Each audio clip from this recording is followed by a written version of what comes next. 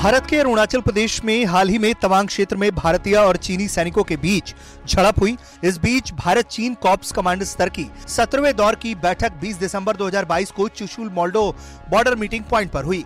इस बैठक में चीन को भारत ने खुलकर अपना स्टैंड बताया है और ये साफ किया है कि वो चीन की किसी भी मनमानी को बर्दाश्त नहीं करेगा। भारत चीन कोर कमांडर स्तर की बैठक की 17वें दौर के 20 दिसंबर को हुआ था। चुशुल मोल्डो सीमा बैठक बिंदु पर चीनी भाग में आयोजित किया गया था। 17 जुलाई को पिछली बैठक के बाद हुई प्रगति पर आधार पर दोनों पक्ष ने खुले और रचनात्मक तरीके से पश्चिमी सेक्टर में LAC के साथ रेलेवेंट मुद्दों के समाधान पर विचारों का आदान प्रदान किया। उन्होंने शेष मुद्दों को जल्द से जल्द समाधान के लिए काम करने के लिए दोनों देशों के नेताओं द्वारा प्रदान किए गए मार्गदर्शन के अनुरूप एक स्पष्ट और गहन चर्चा की, जो पश्चिमी क्षेत्र में LAC पर शांति और स्थिरता की बहाली में मदद करेगा और द्विपक्षीय संबंधों में प्रगति को सक्षम करेगा। इस बीच दोनों पक्ष पश्चिमी सेक्टर में ज़मीन पर सुरक्षा और स्थिरता बनाए रखने के सहमत हुए।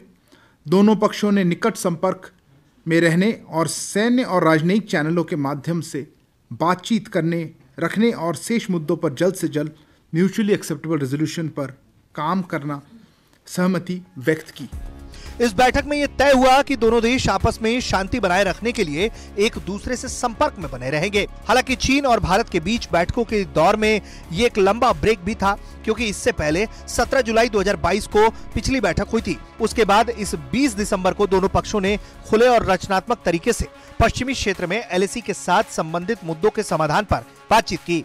इस बातचीत के दौरान दोनों पक्ष पश्चिमी क्षेत्र में जमीनी स्तर पर सुरक्षा और स्थिरता बनाए रखने पर सहमत हुए हैं।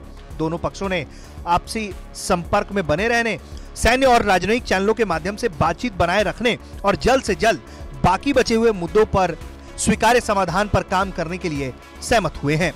ब्यूरो रिपोर्ट, भारत तक।